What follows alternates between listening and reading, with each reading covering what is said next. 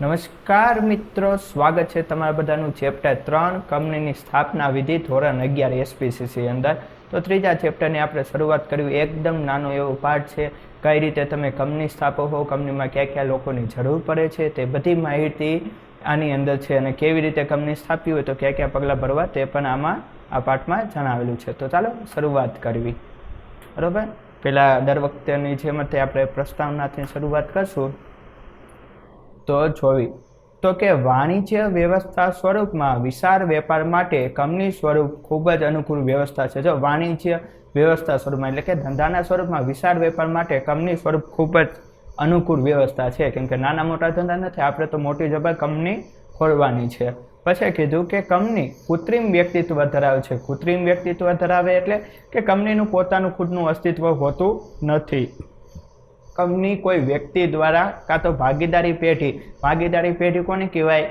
એક રીતે વધુ વ્યક્તિ દ્વારા જે કંપની સ્થપાયેલી હોય ત્યારે તે ભાગીદારી પેઢી કહી શકાય છે, કે ભાગીદાર પણ કહી શકાય કે બે કે એનાથી વધુ વ્યક્તિ હોય ત્યારે. એટલે કીધું જો કૃત્રિમ વ્યક્તિત્વ ધરાવે એટલે કે કંપનીનું ખુદનું અસ્તિત્વ નથી, એને ઊભી કરવામાં આવે છે.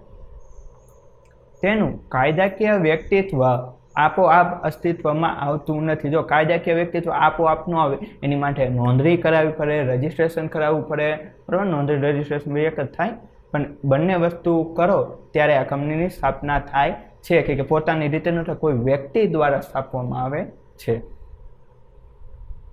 અસ્તિત્વમાં આવવા માટેની વિધિ જટિલ અને લાંબી છે. બરાબર, એમને તાત્કાલિક એમ નહીં કે આજે મેં કંપની ખોલી તો રાત મેં મોટો બંગલો આજ કરીને કાલ બની ગયો, એવું નથી. બરાબર, એક નાની એવી દુકાન બનાવી એવું નથી, પણ એમાંય ઘણી બધી પરમિશન લેવી પડે છે. એની કંપની બનાવો, બધી માહિતી, શું કંપનીનું નામ છે એવું તો નથી ને કોઈ વ્યક્તિની લાગણીને ઠેસ પહોંચે કે નામ એવું હોય શકે. એટલે વ્યક્તિક માલિકીની સ્થાપના સરળતાથી થઈ શકે છે. બરાબર, એક વ્યક્તિ દ્વારા કોઈ પણ વસ્તુ બનાવે શરૂઆત કરી ધંધો તો સરળતાથી કરી શકે. ભાગીદારી પેઢીનું સ્વરૂપ વ્યક્તિક માલિકી કરતાં વિસ્તૃત છે. વિસ્તૃત છે એટલે કે વધુ છે, મોટું છે. ભાગીદારી પેઢીની નોંધણી મરજિયાત છે. જો એની નોંધ ન કરાવો તો પણ ચાલે. તેની સરખામણીમાં કંપનીની સ્થાપના વિધિ લાંબી, અટપટી અને ખર્ચાળ છે, કેમ કે વાર લાગે. ડાયરેક્ટ એમને તો ન થઈ જાય કે કાલ કંપની સ્થાપીને આજ બની ગઈ. કંપની ધારાની જોગવાઈઓનું પાલન, જરૂરી દસ્તાવેજોની નોંધણી અને કાનૂની પ્રક્રિયા પૂર્ણ કર્યા બાદ જ કંપની અસ્તિત્વમાં આવે છે. એટલે કે કાનૂની જે કંઈ પ્રક્રિયા પૂરી થાય પછી જ કંપની અસ્તિત્વમાં આવે. આવી રીતે કૃત્રિમ કાનૂની વ્યક્તિત્વને અસ્તિત્વમાં લાવવાનું કાર્ય કરનારને સ્થાપક, પ્રયોજકો કે પ્રવર્તક તરીકે ઓળખવામાં. આ ઘણીવાર પ્રશ્ન પૂછી શકે કે સ્થાપકોને બીજા કયા નામે ઓળખાય, તો કે પ્રવર્તક તરીકે ઓળખવામાં આવે છે. બરાબર, અને આને શું કીધું કે આ જે કોઈ સ્થાપતા હોય કંપની બને કોણ હોય રજસ, તો કે સ્થાપક, પ્રયોજકો કે પ્રવર્તક તરીકે કાર્ય કરે છે. અને આ પણ પૂછી શકે કે કંપની કેવું વ્યક્તિત્વ ધરાવે છે, તો કે કૃત્રિમ વ્યક્તિત્વ ધરાવે છે. હવે એનો આપણે અર્થ જોઈ લેવી. તો કે કંપનીનો કાયદાકીય રીતે અને ટેકનિકલી કોઈ ચોક્કસ અર્થ નથી. બરાબર, એનો ચોક્કસ નથી, પણ બ્રિટિશ કોમન લો મુજબ કંપનીનો કાયદાકીય વ્યક્તિ અથવા તો કૃત્રિમ વ્યક્તિ એવો અર્થ થાય છે. તો ક્યારે એમ પૂછે કે કંપનીનો અર્થ શું, તો તમે કહી દેવાનું બ્રિટિશ કોમન લો પ્રમાણે કાયદાકીય વ્યક્તિ અથવા તો કૃત્રિમ વ્યક્તિ. બસ ખાલી એટલું ટૂંકમાં જ થાય. કંપનીના સભ્યો બદલાઈ જાય, નિવૃત્ત થાય કે મૃત્યુ પામે તો પણ કંપનીના અસ્તિત્વ ઉપર કોઈ જ અસર પડતી નથી. એટલે કે કોઈ વ્યક્તિ ગુજરી જાય, કંઈ પણ થાય તો એના અસ્તિત્વ ઉપર અસર ન પડે. હવે આપણે એની વ્યાખ્યા જોશું. તો કે કંપની ધારા 2013 પ્રમાણે, બરાબર, કંપની ધારા એક 1956 અને બીજો 2013નો છે. બરાબર, એટલે હાલમાં 2013નો જ કંપની ધારો હાલે છે. કંપની એટલે કંપની ધારા 2013 પ્રમાણે સ્થપાયેલી કે આ પહેલા કોઈ પણ કંપની ધારા પ્રમાણે સ્થપાયેલી કંપની. આ નવો કંપની ધારો તબક્કાવાર લાગુ પાડવામાં આવ્યો છે. બરાબર, કેમ કે 1956માં જે કંઈ કાયદો રહ્યો, બરાબર, એ પ્રમાણે એની અંદર ઘણા બધા કંપનીનો કાયદો સુધારો વધારો કરે. પછી 2013 પ્રમાણે એવી રીતે ક્રમશઃ સુધારો વધારો કરીને બુકમાં આપણે 2013 સુધીનો કંપની ધારા કાયદો છે. નવીન હજી કંઈ અસ્તિત્વમાં ન થયો, જ્યારે આવશે ત્યારે આની અંદર પણ કંઈક સુધારો કરવામાં આવશે. તો આપણે વ્યાખ્યા સમજીએ. શું કીધું કે કંપની એટલે કે કંપની ધારા 2013 પ્રમાણે સ્થપાયેલી કે પહેલા કોઈ પણ કંપની ધારા પ્રમાણે સ્થપાયેલી કંપની. તો શું કીધું, કંપની એટલે કે એવી કંપની કે જ્યારે કંપની, ટૂંકમાં યાદ રાખો ને, કે એવી કંપની કે કંપનીના જે કંઈ નીતિ નિયમ અનુસાર જે સ્થપાયેલી કંપની હોય તે કંપની કહેવાય, બરાબર. 1956ના કાયદા પ્રમાણે પણ સ્થપાયેલી હોય તોય પણ કંપની કહેવાય. 2013નો જે કંપનીનો કાયદો આવેલો છે તે પ્રમાણે પણ સ્થપાયેલી કંપની હોય તો પણ તેને પણ કંપની જ કહેવાય. ટૂંકમાં એટલું યાદ રાખવાનું કે નીતિ નિયમ વિરુદ્ધ સ્થાપવાની નથી, નકારી કંપનીની માન્યતા રદ થઈ શકે. હવે આપણે આગળ જોઈએ. હવે જોઈએ કંપનીના લક્ષણો. લખાણ નો જાય લાખા દેના. પેલું આવ્યું સ્વતંત્ર વ્યક્તિત્વ, બરોબર. આ લક્ષણો ઘણી વાર ક્યારેક 2 થી 3માં 2માં નહીં પણ 3 કે 4 માર્કમાં પૂછી લે છે. સ્વતંત્ર વ્યક્તિત્વ, બરોબર. તો સમજો કે કંપનીનું વ્યક્તિત્વ સ્વતંત્ર છે. આ એક વિશિષ્ટ લક્ષણ છે, બરોબર. કંપની કોઈ નીચે બંધાયેલ નથી, પોતાનું ખુદનું સ્વતંત્ર વ્યક્તિત્વ હોય છે. આમ કંપનીનું કાયદાકીય સ્વતંત્ર વ્યક્તિત્વ છે. બીજું કે કંપનીના સભ્યોની મર્યાદિત જવાબદારી કે અમુક વ્યક્તિને કામ સોંપ્યું હોય, દાખલા તરીકે મેનેજર છે તો એને દેખરેખ રાખવાનું છે, કંપનીના કોઈ સેક્રેટરી છે કે બીજા કોઈ અન્ય વર્કર છે તો જેને જે પ્રમાણે કામ આપ્યું એ પ્રમાણે મર્યાદિત જવાબદારી હોય. એમાં જોઈ ડિટેલમાં કે કંપની કાયદાકીય વ્યક્તિત્વ ધરાવે છે. કંપની વ્યક્તિ તરીકે સંપત્તિ અને જવાબદારીની માલિક છે. જો કંપની દાખલા તરીકે એક્ઝામ્પલ તરીકે રહ્યો કે કોઈ કંપની છે 15,000નું ફર્નિચર કંપનીમાં લાવી, બરોબર, સોફા અને એવું બધું કે કંઈ પણ કે મશીનરી લાવી આપણે કેવી, તો 15,000 રહી એ શું કહેવાય, કંપની 15,000 જે કંઈ વસ્તુ છે એ કંપનીની મિલકત જ કહેવાય, બરોબર. કંઈ પણ વસ્તુ લાવી શકે. પરંતુ સભ્યોની જવાબદારી તેમણે ધારણ કરેલા શેર પૂરતી છે. જો શેર પૂરતી છે એટલે કે દાખલા તરીકે એક્ઝામ્પલ તરીકે કોઈ કંપનીના મેં 20 શેર ખરીદ્યા એક્ઝામ્પલ તરીકે, બરોબર. તો મારી જવાબદારી કેટલી લે, 20 શેર પૂરતી રહે. જો 20 શેરમાં દાખલા તરીકે કંપની નફો કરશે તો 20 શેર પ્રમાણે જે કંઈ પણ લાભ થતો હશે એ મને મળશે, બરોબર. જો કંપની ખોટમાં જશે તો 20 શેર પ્રમાણે મારા જે કંઈ પૈસા રહ્યા એટલા કટ થશે. એટલે એટલી મર્યાદિત હોય છે, જેટલા તમે શેર ખરીદો એટલી જવાબદારી, બરોબર. છતાં અમર્યાદિત જવાબદારીવાળી છતાં અમર્યાદિત જવાબદારીવાળી કંપનીની રચના થઈ શકે છે, બરોબર. એવી કંપની તમે બનાવો જેની અંદર જવાબદારી અમર્યાદિત તો તેવી પણ તમે બનાવી શકો. હવે કાયમી અસ્તિત્વ. જો કાયમી અસ્તિત્વ કેમ, તો કે કંપની કૃત્રિમ વ્યક્તિ ધરાવતી વ્યક્તિ છે અને તે કાયદાકીય અસ્તિત્વ ધરાવે છે, બરોબર. કૃત્રિમ વ્યક્તિ, બરોબર, એ મૃત્યુ નથી પામે, બરોબર. વ્યક્તિ કોઈ હોય તો અમુક સમય જતા ગુજરી જાય, એક્સિડન્ટ થાય, પણ કંપની કૃત્રિમ વ્યક્તિ જો છે પોતે મૃત્યુ નહીં પામે પણ એનો બદલે કોઈ માલિક ચેન્જ થઈ શકે છે, બરોબર. માની લો કે કોઈ કંપની સાપી છે, બરોબર, પછી એનો છોકરો સંભાળે, એનો છોકરો, પણ કંપનીનું વિસર્જન થઈ કે માની લો કે ઘાટામાં કંપની જતી હોય, લોસમાં જતી હોય તો તેવા સંજોગોમાં, એટલે કે કાયમી અસ્તિત્વ થાય. તેના સભ્યોની મૃત્યુ કે માંદગીની કંપનીના અસ્તિત્વ ઉપર અસર થતી નથી, બરાબર. કોઈ વ્યક્તિ ગુજરી ગયું તો એની ઉપર અસર ન થાય, મતલબ નવો વ્યક્તિ પણ સંભાળી શકે છે, કાં વેચી શકે છે. હવે અલગ મિલકત. તો કે કંપની એક અલગ મિલકત હોવાના કારણે તે પોતાના નામે મિલકત ખરીદી શકે છે. જો કંપની એક અલગ વ્યક્તિ કારણે પોતાના નામે મિલકત ખરીદી શકે, વેચી શકે. કોઈ પણ શેર હોલ્ડરોનો કંપનીની મિલકત ઉપર કોઈ અધિકાર નથી, બરાબર. કંપનીની મિલકત ઉપર શેર હોલ્ડરનો કોઈ અધિકાર હોતો નથી. એનો અધિકાર કેટલો હોય કે એને ધારણ કરે શેર પૂરતો હોય, જે નફો કે ખોટ થાય તેની ઉપર. હવે શેરોનું હસ્તાંતરણ. તો કે નિયમન પત્રમાં જણાવેલ નિયમો અનુસાર કંપનીના શેરની ફેરબદલી થઈ શકે છે. માની લો કે શેરોનું ફેરબદલી થઈ શકે એટલે કે દાખલા તરીકે એ નામના વ્યક્તિએ શેર ખરીદ્યા, બરાબર. આપણી આગે આમ આવું છે એને જ કરું છું, પેન ટેબ્લેટ નથી એટલે અક્ષર ઉપર ધ્યાન ન દેતા, બરોબર.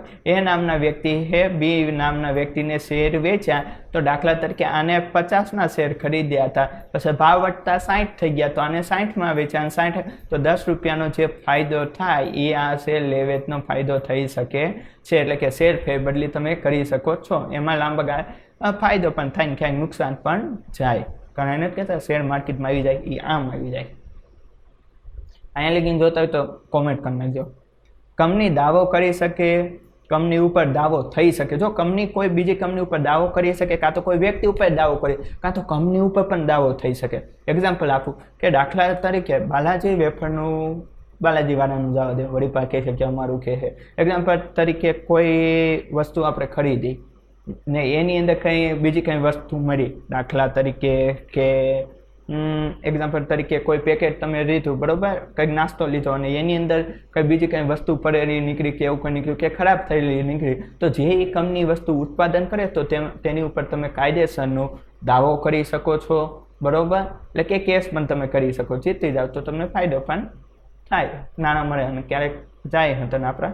તો જોઈએ તો કે કંપની કાયદાની નજરમાં એક કાયદાકીય વ્યક્તિ હોવાના કારણે તે કોઈની પણ સામે કાયદાકીય પગલાં લઈ શકે છે, બરાબર. તેવી જ રીતે કોઈ પણ ત્રાહિત વ્યક્તિ કંપનીના કરાર ભંગ કે અન્ય કારણસર કંપનીની સામે દાવો કરી શકે છે, બરાબર. કોઈ બીજો વ્યક્તિ પણ કંપની સામે દાવો કરી શકે, કંપની પોતે પણ દાવો કરી શકે કે નહીં અમારી આ વસ્તુ છે તો એની ખોટી માહિતી આપી રહ્યા છે, તેવી રીતે. હવે વ્યવસાયિક સંચાલન, તો કે કોર્પોરેટ ક્ષેત્રે વ્યવસાયિક મેનેજરોને આકર્ષવાની ક્ષમતા ધરાવે છે. વ્યવસાયિક મેનેજરો કાર્યદક્ષ અને ગતિશીલ હોય છે, જે કંપનીને પ્રગતિના શિખરે લઈ જઈ શકે છે. જો વ્યવસાયિક સંચાલન એટલે કે આનું કામ શું કે નક્કી કે કેવી રીતે આપણે આપણી કંપનીને કઈ રીતે આગળ લાવવું, બરાબર.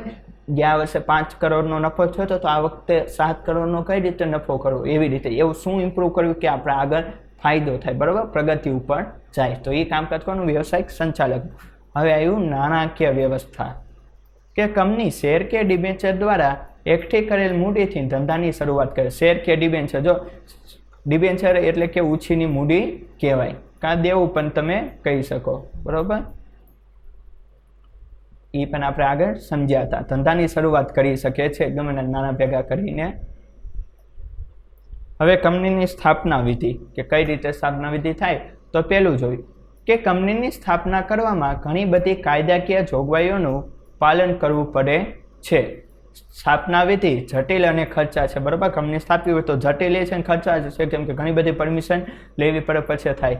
આ કાર્ય અચાનક થઈ જતું નથી, તે માટે નીચેના તબક્કાઓમાંથી પસાર થવું પડે. પહેલું, સ્થાપના પહેલાંનો તબક્કો એટલે કે નોંધણી પહેલાંનો તબક્કો અને નોંધણીનું પ્રમાણપત્ર મેળવવાનો તબક્કો. તો જો કંપનીની સ્થાપના કરવી તો 2 તબક્કાથી આપણે સ્થાપના કરી શકો.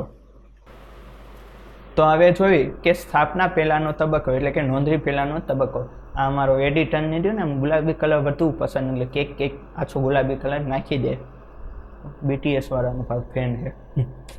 આ કંપનીની સ્થાપનાનો પ્રથમ તબક્કો છે નોંધણી પહેલાંનો. આ પ્રારંભિક તબક્કામાં કંપની સ્થાપવાની વ્યવહારુ શક્યતા, સાધનોની ઉપલબ્ધિ અને મૂડી વિશે તપાસ કરવામાં આવે છે. તો શું કીધું કે પહેલાં તો સાધનોની ઉપલબ્ધિ, કે કઈ જગ્યાએથી આપણે કોઈ કંપની સ્થાપીએ તો કઈ જગ્યાએથી સાધનો લાવશું, પૈસા ક્યાંથી લેશું, બરાબર, કે કેવી રીતે નાણાં એકઠા કરવાનું, પછી આપણે વસ્તુની તૈયારી કરવી, કેમ કે એમને તો નથી થઈ જતું, પહેલાં બધી પ્રક્રિયા કરવી પડે છે.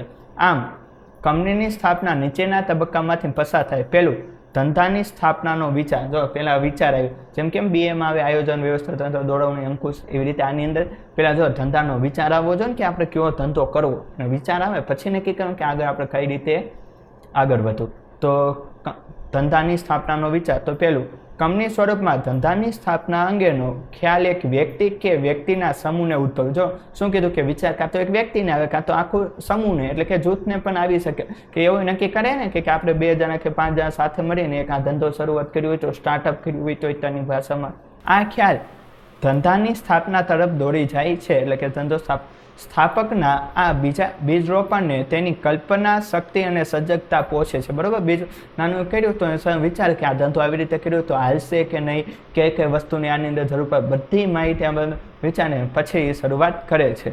તે તેમાં રહેલા જોખમો ઉઠાવવા તૈયાર હોય અને માનવ શક્તિ તેમજ માલ સામાનનો ક્રિયાશીલ કરીને ધંધા તરફ વાળે છે. જો શું કીધું, માનવ શક્તિ અને માલ સામાન ક્રિયા છે, એટલે કે માની લો કે જોખમ હોય તો એ વિચારવું પડે કે આ ધંધો નહીં હાલે તો એટલું નુકસાન થશે, કેટલો ફાયદો છે. માનવ શક્તિ, માની લો કે માનવ શક્તિ એટલે કે એના માટે કેટલા મજૂરની જરૂર પડશે, કેટલા કર્મચારીઓ જોશે વગેરે, બરાબર, કઈ જગ્યાથી કેટલી વસ્તુ લાવવી, બધી બાબતો. ત્યારે કંપની અસ્તિત્વમાં આવે છે, એટલા માટે કંપનીને પ્રવર્તકનો માનસપુત્ર પણ કહેવાય છે. જો આવું પૂછે કે કંપનીને બીજું શું કહેવાય, તો કે પ્રવર્તકોનો માનસપુત્ર પણ કહેવામાં આવે છે. પ્રવર્તકો એટલે કે જે કંપની સ્થાપતા હોય તેને. હવે બીજું, પ્રાથમિક તપાસ તો કરવી પણ માલ સામાન ક્યાંથી લાવો વગેરે. વૈચારિક ખ્યાલની શક્યતાઓ નિષ્ણાતો દ્વારા તપાસવામાં આવે છે. આવક અને ખર્ચ અંગે અંદાજ લગાવવામાં આવે છે, બરાબર. કોઈ ધંધો શરૂ કરો તો આવક અને ખર્ચ બેનો અંદાજ તો લગાવો ને કે ક્યાંથી આવક છે, એટલો ધંધો શરૂ કર્યો તો કેટલો ખર્ચ થશે, સામે કેટલી આવક થશે તે. અને જો પરિણામ સંતોષકારક હોય તો ઘનિષ્ઠ તપાસ કરો. ઘનિષ્ઠ એટલે કે વિસ્તૃત તપાસ કરવામાં આવે, કેમ કે કોઈ પણ ધંધાની શરૂઆત કરવી 2 તરફ જવું પડે, લાભ અને નુકસાન, બરાબર. કેમ કે ઘણીવાર એવું થતું કે જોશમાં ધંધો કરી નાખ્યો પણ અમુક સમય ન પણ ચાલે, એવું પણ બની શકે. હવે ત્રીજું આવ્યું કે વિગતવાર તપાસ. જો વિસ્તૃત તપાસ કરવામાં ન આવે તો વિપરીત પરિણામો આવી શકે છે. સરકારની નીતિ, કાનૂની નિયંત્રણો, કાચા માલની ઉપલબ્ધિ, માંગ અને પુરવઠાની સ્થિતિ, સહાયક સેવાઓની સગવડ વગેરે બાબતો અંગે ચકાસણી કરીને તપાસ કરાય છે. હવે જો આમાં કીધું વિગતવાર કે તમે જે જગ્યાએ માલ સામાન મેળવો હો તો એને નક્કી તો કરો કે ક્યાંથી કાચો માલ મળશે, કઈ જગ્યાથી કેટલો પુરવઠો એ જથ્થાબંધ મળશે કે નહીં, લેશો તો કેટલું ડિસ્કાઉન્ટ મળશે વગેરે બધી બાબતોની તપાસ કરવી પડે કે કઈ જગ્યાથી સારી ક્વોલિટી ઉચ્ચ ગુણવત્તાનું માલ સામાન મળી રહે તે જ જગ્યાથી શરૂઆત કરવાની રહે છે. વિગતવાર તપાસથી ચિત્ર સ્પષ્ટ બને છે અને આગળ વધવું કે યોજનાને પટ્ટી મૂકવી તે અંગેનો નિર્ણય લેવાય છે.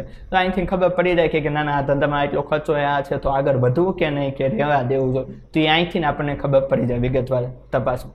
તો બધું કમ્પ્લીટ હોય તો સંસાધનોની સગવડ એટલે કે સાધન સામગ્રી.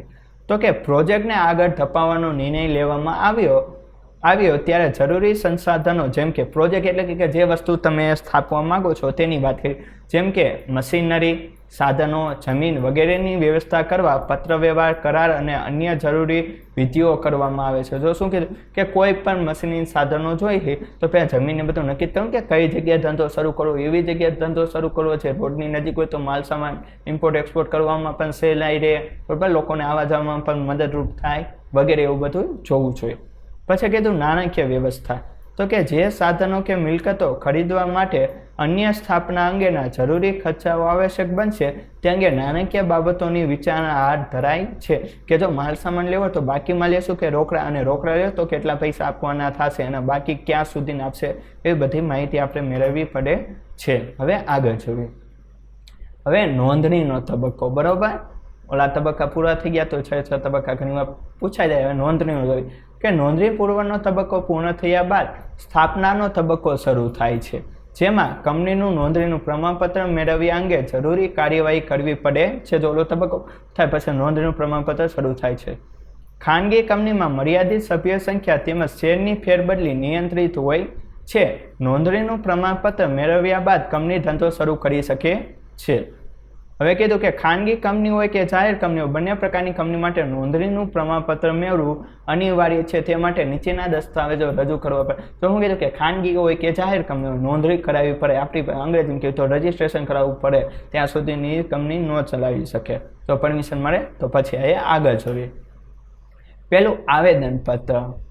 તો આવેદનપત્ર રહ્યો ને આના પછીનો પાઠ છે ને આપણે ચોથો આવેદનપત્ર, નિયમનપત્ર, વિજ્ઞાપનપત્ર એ બધા પણ એમાં ડિટેલમાં આપેલું છે. તો પેલું જોઈએ આવેદનપત્ર કે કંપની આ પાયાનો અને મૂળભૂત દસ્તાવેજ છે. આવેદનપત્ર શું હતું કે કંપનીનો પાયાનો અને મૂળભૂત દસ્તાવેજ છે, કહી શકો તો મુખ્ય દસ્તાવેજ છે.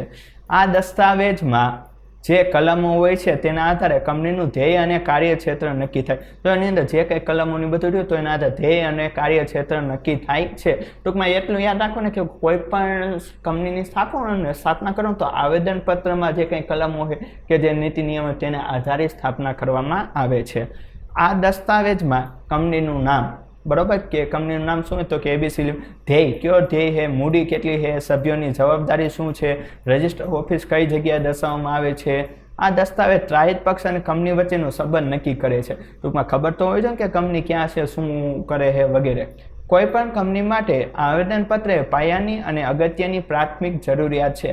આવેદનપત્ર દ્વારા કંપનીના ધંધો નક્કી થાય છે કે ના, તો નક્કી થાય કે આ ધંધો શું કરવા માંગે, કઈ કંપની છે, કઈ રીતે રજીસ્ટર કરે, શેનું ઉત્પાદન કરે, તે બધી માહિતી આને આવેદનપત્ર દ્વારા મળી શકે છે. એટલું યાદ રાખવાનું કે આવેદનપત્ર એટલે મુખ્ય પાયાનો દસ્તાવેજ. હવે નિયમનપત્ર, બરોબર, આ પણ છે મુખ્ય. આના વિશે પણ આપણે ડિટેલમાં જોશું 5મા પાઠમાં.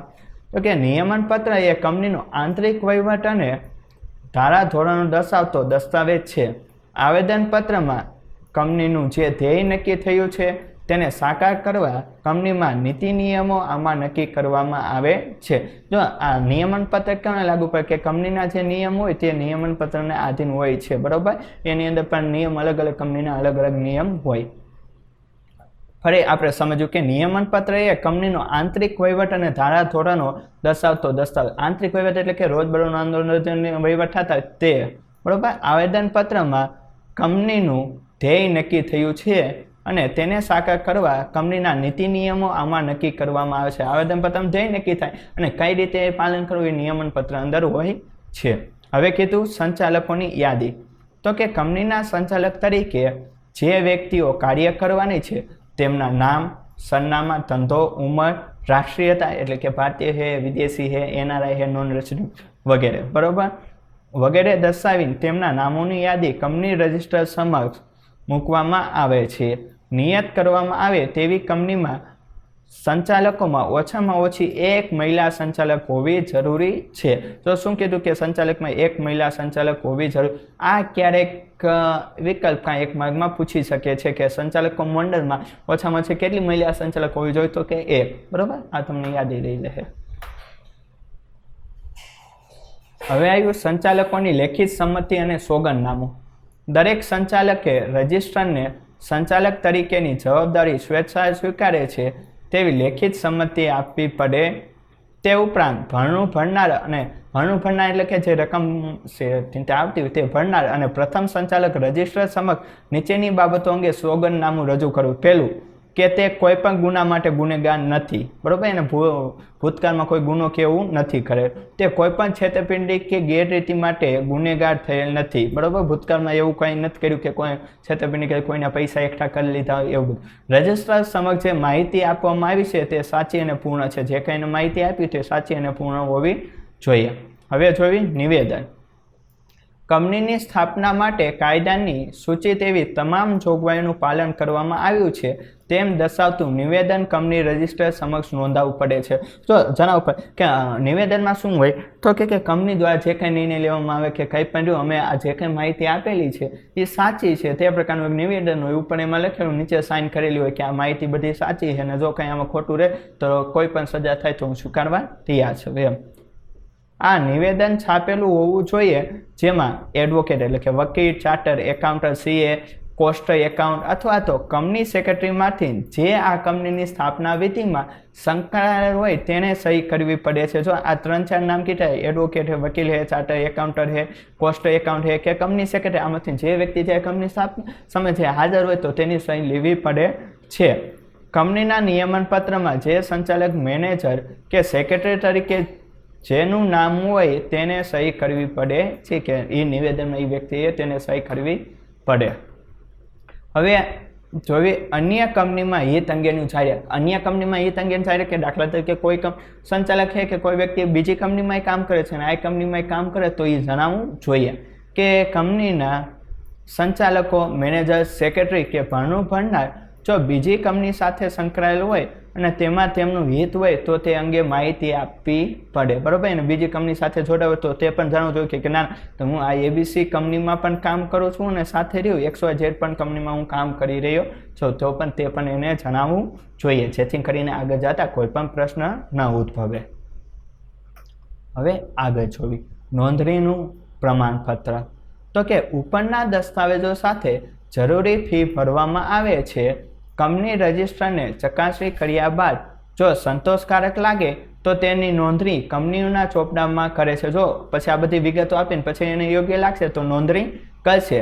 આ વિધિ પૂર્ણ થયા બાદ રજિસ્ટ્રાર નોંધણીનું પ્રમાણપત્ર આપે છે. નોંધણીના પ્રમાણપત્રમાં જે તારીખ આપવામાં આવી હોય તે તારીખથી કંપનીની શરૂઆત થયેલી ગણાય. તો નોંધણી પ્રમાણપત્ર જે તારીખ આપી, દાખલા તરીકે 21 તારીખ આપેલી તો 21 તારીખે ધંધો શરૂ કર્યો ગણાય.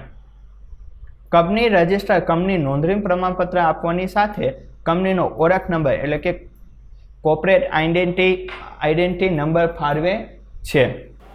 હવે આગળ જોઈએ તો કે જે કંપનીનું ઓળખ બને છે અને તેનો સમાવેશ પ્રમાણપત્રમાં પણ કરવામાં આવે છે. હવે જો પ્રમાણપત્ર શું હોય તો કે કોર્પોરેટ આઈડેન્ટિટી નંબર. આ શા માટે કોઈ કંપની માટે આપવામાં આવે કે જેના દ્વારા નંબર દ્વારા ખબર પડે કે આ કંપની ક્યારે સ્થપાયેલી હતી.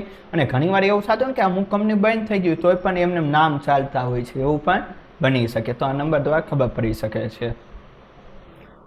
કંપનીએ રજૂ કરેલ મૂળ દસ્તાવેજો અને માહિતી પત્રકો કંપનીનું વિસર્જન ન થાય ત્યાં સુધી રજિસ્ટર ઓફિસે સાચવવા પડે. કંપનીનું વિસર્જન ન થાય એટલે કે કંપની જ્યાં સુધી બંધ ન થાય ત્યાં સુધીની દસ્તાવેજો સાચવવા પડે છે રજિસ્ટર ઓફિસે, બરોબર. રજિસ્ટર ઓફિસ કોને કહેવાય? જે જગ્યાએ નોંધણી કરાવી છે. તો મિત્રો આ ત્રીજો પાઠ હતો. આમાં કંઈ પણ ન સમજાણું હોય તો મને કોમેન્ટ કરજો. જો કે તમને સમજાઈ જ ગયું હશે. જ્યાં ન સમજાણું હોય તો તમે પ્રશ્ન પૂછી શકો. અને વિડીયો પસંદ આવ્યો હોય અને ચેનલમાં નવા હોય તો લાઈક કરી દેજો, અને ચેનલ આવા હોય તો ચેનલને સબસ્ક્રાઈબ કરી દેજો. ફરી મળશું નવો વિડીયો. ત્યાં સુધી મને આપો રજા. વંદે માતરમ. જય હિન્દ, જય ભારત.